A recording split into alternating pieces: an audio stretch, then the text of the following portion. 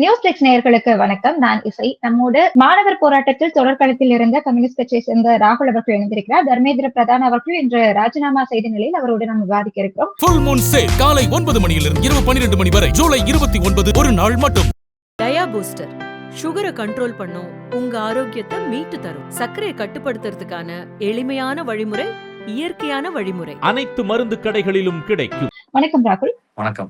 மாணவர்களுடைய போராட்டத்தினுடைய ஒரு வெற்றியாக இன்னைக்கு மத்திய கல்வி அமைச்சர் தர்மேந்திர பிரதான் அவர்கள் ராஜினாமா செஞ்சிருக்காங்க. இந்த வெற்றி எப்படி பாக்குறீங்க? அதாவது ஒரு எதிர்பாராத வெற்றி அப்படின்னு தான் நான் பாக்குறேன். ஆக்சுவலி இந்த போராட்டம் தொடங்கும் போது யாருக்குமே தர்மேந்திர பிரதான் ரிசைன் பண்ணுவாரு அப்படின்ற நம்பிக்கை எல்லாம் கிடையாது. ஏன்னா இவங்களோட ட்ராக் ரெக்கார்ட் அப்படி கடந்த 12 வருஷத்துல இதுவரைக்கும் இந்தியாவில் நடந்த எந்த ஒரு டிசாஸ்டருக்கும் அவங்க அக்கௌண்டபிலிட்டி எடுத்துக்கிட்டதே கிடையாது. எந்த ஒரு போராட்டத்துக்கும் செவிச்சாச்சதே கிடையாது. ஒரே ஒரு போராட்டம் அதுக்கு எக்ஸப்ஷன். அது அந்த விவசாயிகள் போராட்டம். அதுவும் கிட்டத்தட்ட 1.5 வருடங்கள் நடந்தது. அதுக்கப்புறம் தான் அதை அந்த ஃபார்முலாஸ் திரும்ப வாங்கினாங்க. ஸோ காலம் முழுக்க அக்கௌண்டபிலிட்டியே எடுத்துக்காத ஒரு ஆட்சியா தான் இவங்க இருந்திருக்காங்க.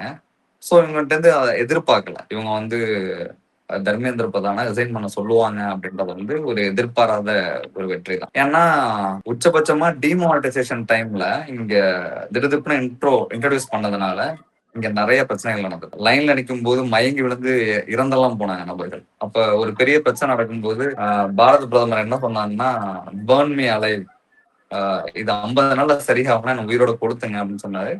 அதுக்கப்புறம் அந்த டிமானிட்டைசேஷனுக்கும் எந்த அக்கௌண்டபிலிட்டியும் எடுத்துக்கொள்ளப்படல.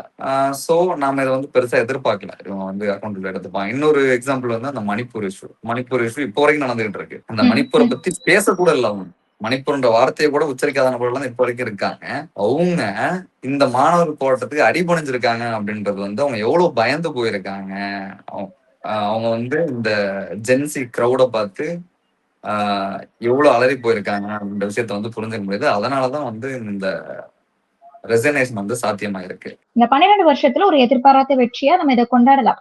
ஆனா இவர் பதவி விலகுறதுனால மட்டுமே தமிழ்நாட்டுடைய நோக்கமா இருக்கக்கூடிய பேன் நீட் அப்படிங்கிறது நிறைவேறுமா அப்படிங்கிற ஒரு கேள்வியும் இருக்கு. பேன் நீட் நிறைவேறுமா அப்படின்றது ஒரு மிகப்பெரிய கேள்விதான். ஆனா தமிழ்நாட்டோட போராட்டம் அப்படின்றது எல்லா காலகட்டத்திலையும் பேன் நீட் அப்படின்ற கோரிக்கை நோக்கிதான் இருந்திருக்கு. இந்த போராட்டத்துல ஒரு காமன் மினிமம் ப்ரோக்ராமா தான் தமிழ்நாட்டுல இருந்த அரசியல் கட்சிகளும் முற்போக்கு இயக்கங்களும் ஆதரவு கொடுத்தாங்க. அந்த காமன் மினிமம் ப்ரோக்ராம் என்னன்னா, தர்மேந்திர பிரதான் ரிசைன் பண்ணணும் அப்படின்றதுதான். ரொம்ப சிம்பிள் தான். இது வரைக்கும் நீ அக்கௌண்டபிலிட்டியே எடுத்துக்கிட்டது கிடையாது. குறைந்தபட்சம் அந்த அக்கௌண்டபிலிட்டி எடுத்துக்கோ அப்படின்னு சொல்லிட்டு ஒரு போராட்டம் நடக்குது. அந்த போராட்டம் சரியான போராட்டம் தான். ஏன்னா பேன் நீட் அப்படின்ற கோரிக்கையை தமிழ்நாடு மட்டும் தான் வச்சிருக்கு. மற்ற மாநிலங்களுக்கு அந்த மாதிரியான கோரிக்கைகள் பெருசா கிடையாது. ஸோ பேன் இண்டியா அளவுல நடக்கிற போராட்டத்துக்கு குறைந்தபட்ச ஆதரவா தான் இந்த ரெசனேஷனை நம்ம டிமாண்ட் பண்ணது. இந்த ரெசனேஷன்னால நீட் மாதிரியான ஒரு ஒடுக்கப்பட்ட மக்களுக்கு எதிரான, கிராமப்புற மாணவர்களுக்கு எதிரான ஒரு நீட் எக்ஸாம் கம்ப்ளீட்டா பேன் ஆக போதான்னா 100% கிடையாது. கம்ப்ளீட் பேன் தான் நம்ம எப்பவுமே அரசியல் கோரிக்கையா வச்சிருக்கோம். அதற்கு இன்னும் நீண்ட காலம் பயணிக்க வேண்டியது இருக்கு. இந்த ரெசனேஷன் அப்படின்றது ஒரு தற்காலிகமான தீர்வு தான். இப்ப ரிசைன் பண்ணாலுமே அந்த இடத்துல உட்கார நபர் ஒரு மிகப்பெரிய அறிவுஜீவியாவோ இல்ல ஒரு பெரிய ஸ்காலராவோலாம் இருக்க போறதில்ல. அவரும் பிஜேபி சேர்ந்த இன்னொரு நபரா தான் இருக்க போறாங்க. சோ அவங்களோட அரசியல் அப்படின்றது, நீட் தேர்வோட முறை அப்படின்றது இங்க ஒடுக்கப்பட்ட மக்களுக்கு எதிராக இருக்கும்போது அதுல குளறுபடி நடந்தாலும் நடக்கலனாலும் நீட் தேர்வு அப்படின்றது இங்க இருக்க சாதாரணமானவர்களுக்கு எதிரானதுதான். இந்த கேள்வியை தான் நான் அடுத்து வைக்கலாம்னு இருந்தேன். இன்னைக்கு அமைச்சர் நிர்மல்குமார் அவர்களுடைய அந்த கருத்தையும் நம்ம இதோட ஒப்பிட்டு பார்க்க வேண்டியிருக்கு. தர்மேந்திர பிரதான் அவர்கள் பதவி விலகிட்டார் அப்படின்னா எல்லாமே முடிஞ்சிருமா, நீட் ரத்து செய்யப்பட்டுருமா அப்படிங்கிறத கேக்குறாங்க. அப்ப அதுக்கு பின்னாடி அவர் விலகினாலும் அதே மாதிரி ஒரு பாஜகவை சேர்ந்தவரோ RSS பின்புலத்தை சேர்ந்தவரோ தான் இருப்பாங்க அப்படிங்கறத அவர் ஆழமா சொல்றாரு அப்படின்னு புரிஞ்சுக்கலாமா? 100% அததான் அவரும் சொல்றாரு. ஆனா என்னன்னா, வெற்றி பெறவே முடியாத ஒரு போராட்டத்துல போராடுறதே வெற்றிதான். நான் அக்கௌண்டபிலிட்டியே போராட வேண்டி இருந்தது. ஆமா, இங்க நம்ம போராட்டம் நடத்துறது நம்மளோட கான்ஸ்டிடியூஷனல் ரைட்னு சொல்றோம்.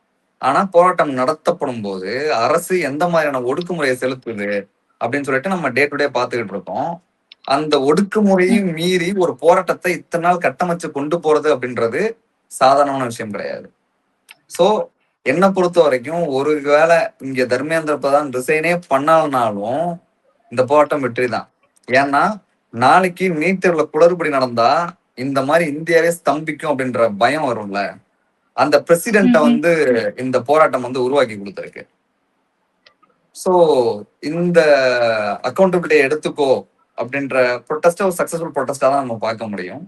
இதுக்கு அடுத்த கட்டமா நாம வந்து பேன் நீட் அதை நோக்கி நம்ம நகர்ந்து போகலாம். இப்போ இந்த நீட் விவகாரத்துல நம்ம வந்து தற்காலிக வெற்றி அடைஞ்சிட்டோம் அப்படின்னு சொல்றோம். இன்னொரு பக்கம் பாஜக வந்து அடிப்பணிச்சிட்டாங்க அப்படிங்கிற வார்த்தையுமே நம்ம வந்து பயன்படுத்திட்டு இருக்கோம். எனக்கு என்ன கேள்வினா, இப்போ மாணவர்களுடைய போராட்டத்துக்கு அடிப்பணிச்சிருக்காங்க, அடுத்ததா விவசாயிகள் போராட்டம் ஆரம்பிக்க இருக்கு. அமெரிக்கால இருந்து நமக்கு இறக்குமதி செய்ய போறோம். அப்படி இருக்கும்போது விவசாயிகள் போராட்டம் எழும். அப்ப அந்த சமயம் அவங்க அடிப்படைவாங்களா?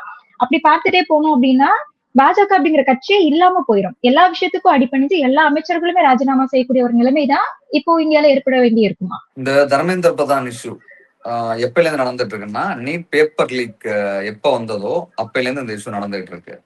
அவங்களுக்கு தர்மேந்திர பிரதான பதவி விலக வைக்கிறது வந்து பெரிய டீல் கிடையாது.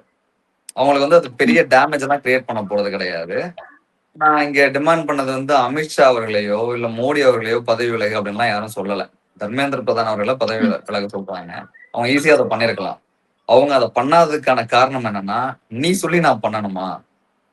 அதாவது ஒரு போராட்டம் நடத்தி நாம அதை செவி கொடுத்துட்டோம்னா நாளைக்கு எதுக்கு எடுத்தாலும் இவன் போராடுவான் அப்படின்ற ஒரு முன்மாதிரி செட் ஆயிடும், ஒரு பிரசிடென்ட் ஒண்ணு செட் ஆயிடும் அப்படின்னு சொல்லிட்டு தான் இவங்க வந்து அந்த ரெசைனேஷன் அப்படின்ற மூவை வந்து எடுக்காம இருக்காங்க. அவங்க இத்தனை நாள் வந்து தள்ளி போட்டதுக்கான காரணம் இவங்க எல்லாத்துக்கும் போராட ஆரம்பிப்பான். ஏன்னா இங்க கண்ணு முன்னாடி நிறைய இஷ்யூ இருக்கு. இப்ப இந்த நீட் தேர்வுக்கு எதிரான போராட்டம் அப்படின்றது நீண்ட காலமா திட்டமிடப்பட்ட போராட்டம் எல்லாம் கிடையாது. மாணவர்கள் ஜென்சி அந்த இளைஞர்கள் பயங்கரமா இந்த போராட்டத்துல வந்து பார்ட்டிசிபேட் பண்றாங்க. நீங்க உலகம் முழுக்கவே பாத்தீங்கன்னா இந்த ஜென்சி இளைஞர்களுக்கு இந்த எக்ஸிஸ்டிங் சிஸ்டம் மேல ஒரு மிகப்பெரிய பிரச்சனை இருக்கு. இங்க வந்து அவனுக்கு வேலை வாய்ப்பு இல்லாம இருக்கு. டெம்பரரி ஒர்க்கரா வேலை பார்க்கறான், கான்ட்ராக்ட் ஒர்க்கரா வேலை பார்க்கறான், கிக் ஒர்க்கரா வேலை பார்க்கறான், படிச்சுட்டு ஸ்விக்கி சொமேட்டோ ஓட்டிட்டு இருக்காங்க. 45 டிகிரி செல்சியஸ் வெயில்ல ஸ்விக்கில வந்து டெல்லியில வந்து டெலிவரி பண்ணிட்டு இருக்காங்க ஃபுட்டு. அவனோட நிரந்தரமான வேலை வாய்ப்புகள் எல்லாம் இங்க காணாம போயிடுச்சு. சோ அவனுக்கு நேச்சுரலி இந்த சிஸ்டம் மேல வந்து ஒரு பிரச்சனை இருக்கு. கண்ணு முன்னாடி பார்த்துட்டு இருக்கான்ல, நம்ம கையில இன்ஸ்டாகிராம் இருக்கு, 24 மணி நேரம் இன்ஸ்டாகிராம் தான் பாக்குறோம். பணக்காரர்கள் வந்து ஃபாரின் ட்ரிப் போயிட்டு இருக்கான், ஷிப்ல போயிட்டு இருக்கானு, குரூஸ்ல போறானுங்க, பல ஆயிரம் கோடி செலவு பண்ணி கல்யாணம் நடத்துறாங்க. நம்மளுக்கு எதுவுமே இல்லை அப்படின்ற கேள்வி எல்லாம் அவனுக்கு திரும்ப திரும்ப வந்துட்டே இருக்கு. இந்த சிஸ்டம் மேல ஒரு பிரச்சனையா இருக்கு. அதை அட்ரஸ் பண்ண வேண்டிய நிறுவனங்கள் இருக்குல்ல, இன்ஸ்டிடியூஷன்ஸ், அது ரொம்ப ரொம்ப கேவலமா வந்து அந்த மாணவர்களோட கோவத்தை வந்து டீல் பண்ணுது. அதாவது ஆர்டிஐ போடுறானுங்க, எத்தனை வேகன்சி இருக்கு அப்படின்னு ஆர்டிஐ போடுறான். இங்க இருக்க உச்சபட்ச பதவிகள் இருக்க நபர்களோட சம்பளம் எவ்வளவு அப்படின்னு ஆர்டிஐ போடுறான்.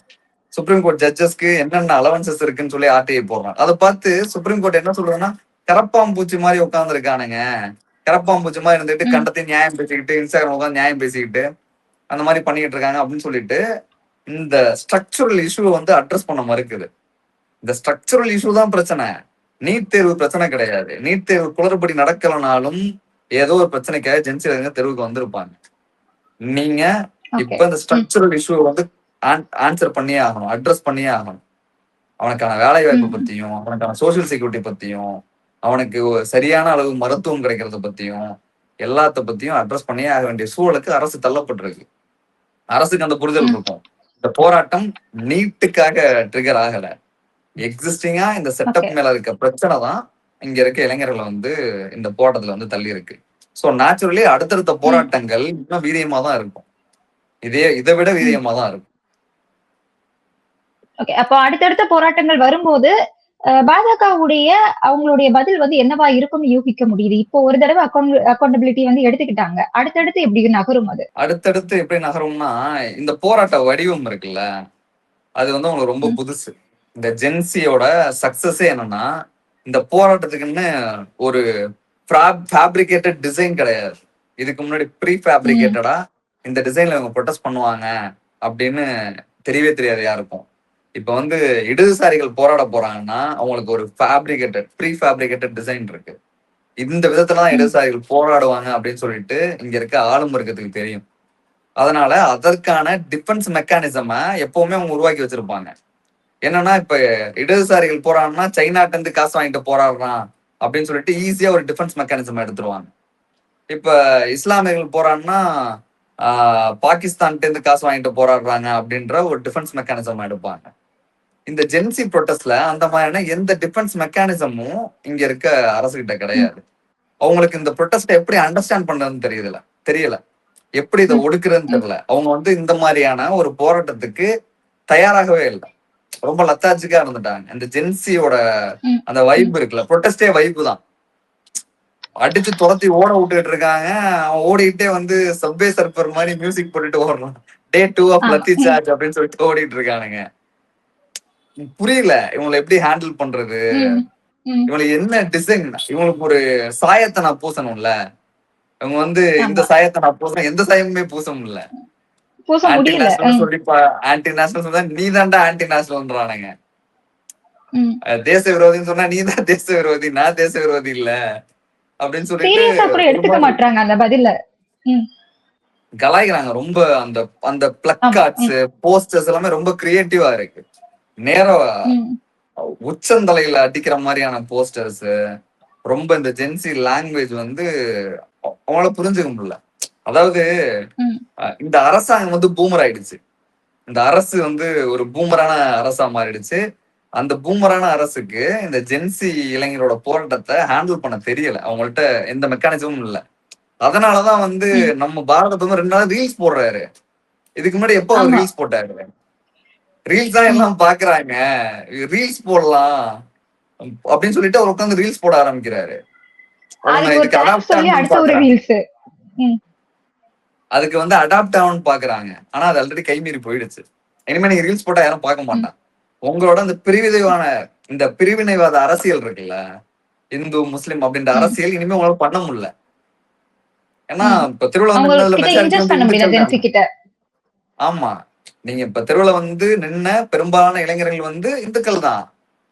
என்ன இஸ்லாமியர்களா வந்து போறாங்க? நீங்க காலம் முழுக்க இந்துக்கள் பாலிடிக்ஸ் பண்ணீங்களே, வந்து நின்னவெல்லாம் இந்துக்கள் தான். அவன் தான் அவங்கள கேள்வி கேட்கறான். ஒரு அந்த குஜராத் கலவரம் அப்ப, அதாவது குஜராத்ல அவங்க வந்து ஆட்சியை பிடிச்சப்ப குஜராத் வளர்ச்சியா வீக்கமா, அதாவது குஜராத் மாடல்னு பேசுவாங்கல்ல, குஜராத் மாடல் வளர்ச்சியா வீக்கமான்னு சொல்லிட்டு ஆனந்த விடல ஒரு ஆர்டிகல் ஒண்ணு எழுதியிருப்பான். அதுல வந்து கடைசியா ஒரு லைன் என்ன எழுதியிருப்பான்னா, அயோத்தி அலையில் ஆட்சியை பிடித்த பாஜகவை வீட்டுக்கு அனுப்பியவர்கள் இந்துக்கள் தானே ஒழிய இஸ்லாமியர்கள் இல்ல அப்படின்னு சொல்லி ஒரு லைன் ஒண்ணு எழுதியிருப்பாங்க. அது வந்து இப்ப உண்மையாயிட்டு இருக்கு. நீங்க காலம் முழுக்க எதை வச்சு மில்க் பண்ணீங்களோ அவங்கதான் வந்து உங்களை வீட்டுக்கு அனுப்ப போறாங்க. இப்போ இதுல வந்து என்ன ஒரு விஷயம் என்ன அப்படின்னா, இவங்களுக்கு ஜென்சி இவங்களுக்கு வந்து ஸ்ட்ரக்சர் இல்ல. என்ன சொல்ல போனோம்னா சிஜேபிக்கு தலைமையே இல்ல அப்படிங்கறத நம்மளால பார்க்க முடியுது. சோ இது வந்து தவறான வழியில போயிருமா அப்படிங்கிற பார்வையும் இருக்கு. அடுத்தடுத்த போராட்டங்கள் சரியான பார்வைக்கு தான் போகுமா அப்படின்னு. இனிமே இந்த போராட்ட வடிவங்கள் இப்படிதான் இருக்க போகுது. அதுக்கு சரியான ஸ்ட்ரக்சர் இல்ல அப்படின்றதுதான் உங்களோட பெரிய பிளஸ் பாயிண்ட். இப்ப மாணவர் அமைப்புக்கு ஸ்ட்ரக்சர் இருக்கிறதுனால போய் ஆபீஸ பூட்டிடுவான். எங்கெங்க லீடர்ஸ் இருக்கான்னு சொல்லி போய் தூக்கிட்டு வந்துருவாங்க. இங்க யார் லீடர்னு எனக்கே தெரியாது. எனக்கு தெரிஞ்சது அபிஜித்னு ஒரு 4 பேர் மட்டும் தான் தெரியுது. இப்ப மும்பைல நடக்கிற சிஜேபி ப்ரொடெஸ்டுக்கு யார் லீடரு? தமிழ்நாட்டுல யார் லீடரு? ஒவ்வொருத்தனும் பல்வேறு அமைப்புல இருக்கவனும் நான் தான் காக்ரோச்ன்ட்டு வரான். நான் காக்ரோச்சரா ரெப்ரசன்டேட்டிவ் அப்படின்னு சொல்லிட்டு வந்து நிக்கிறாங்க. அந்த தலைமை இல்லாததே பிரச்சனை. அதனாலதான் அரசால கண்ட்ரோலே பண்ண முடியல. இது புது வடிவம். இது நம்ம புது வடிவமா தான் புரிஞ்சுக்க முடியும். இல்ல இந்த புது வடிவம் வந்து அடுத்து எல்லா விஷயத்துக்கும் போராடிடலாம். ஏன்னா ஜென்சி உங்களுக்கு வந்து மெச்சூர் இல்லை அப்படிங்கறத நீங்க பேசும்போதே குறிப்பிட்டிருந்தீங்க. எல்லாத்தையுமே சீரியஸா எடுத்துக்காம கலாய்க்கிறாங்க அப்படிங்கிறது. அந்த வடிவம் அப்படிங்கிறது எங்கேயோ ஒரு இடத்துல தவறா போயிருமோ? இல்ல, அதாவது நாம அப்டேட் ஆகல அப்படின்னு தான் நான் புரிஞ்சுக்கிறேன். நான் ஒரு 5 நாளா அந்த போராட்ட களத்துல இருந்தேன் அப்படின்ற அடிப்படையில அவங்க ஜாலியா இருந்தாலும் அவன் நோக்கத்துல சீரியஸா தான் இருக்கான். அதை கன்வே பண்ற விதம் ஜாலியா இருக்கு. அப்படிதான் கொஞ்சம் அவனுக்கு நோக்கம் அதுதான். அதான் வேற மாதிரி எக்ஸ்பிரஸ் பண்றான். நம்மள மாதிரி முறுக்கிட்டு புரட்சிகரமா பேசணும்னு அவனுக்கு அவசியம் இல்லை. அத அவன் சட்டிலா பேசுறான். 4 போஸ்டரை திருப்பி போட்டு அதுல பேசுறாங்க, ஒரு மீம் மூலமா பேசுறாங்க. ஒரே ஒரு லைன் தான், அதுல அவன் அரசியல் பேசுறான். சோ சீரியஸா தான் பேசணும்னு அவசியம் இல்லையே. அந்த புரட்சிகரமான அரசியல, புரட்சிகரமான நோக்கத்தை அவன் ஜாலியா பேசுறான் அப்படின்னு தான் புரிஞ்சுக்க முடியும். மொபிலைசேஷன்லாம் இல்லாம மாணவர்களை வச்சு மிகப்பெரிய காலத்துல வந்து தர்மேந்திர பிரதான் வந்து ரிசைன் பண்ண வச்சிருக்காங்க ஒரு மினிஸ்டரை. அதுவும் அடிப்படையவே மாட்டேன், அக்கௌண்டபிலிட்டி எடுத்துக்க மாட்டேன் அப்படின்றது அரசாங்கத்தை அடி வச்சிருக்காங்கல்ல. சோ அவங்க வந்து நம்ம குறைச்சு மதிப்பிடவே கூடாது. கண்டிப்பா தோழர், தர்மேந்திர பிரதான் அவர்களுடைய ராஜினாமா அப்படிங்கிறது எதிர்பாராத ஒரு விஷயமா தான் இருக்கு. ஜென்சி கிட்ஸுக்கு கிடைத்த ஒரு வெற்றின்னு எடுத்துக்கிட்டாலுமே தமிழகத்துக்கு இது தற்காலிக வெற்றியா தான் இருக்கு. இதை தொடர்ந்து எப்படி நீடிக்குது அப்படிங்கறத நம்ம தொடர்ந்து விவாதிப்போம். நிறைய தகவல்கள் பகிர்ந்துக்கிட்டீங்க, ரொம்ப நன்றி.